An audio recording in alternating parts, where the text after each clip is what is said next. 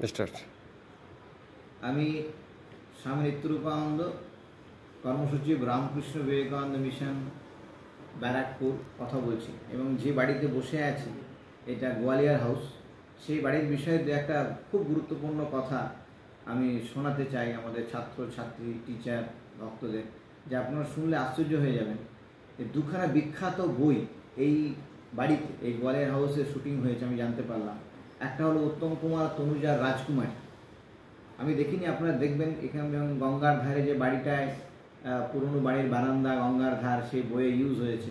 এবং আপনারা দেখে খুব অনুপ্রাণিত হবেন যে এটা একটা খুব বিরাট ইতিহাসের সাক্ষী। আর একটা বিখ্যাত বই, ইংরেজি বই, দ্য রিভার, যেটা 6বার অস্কার পেয়েছে, সেই রিভার বইটাও এখানে শুটিং হয়েছে 1951-এ। সেটা আমি অল্প দেখেছি।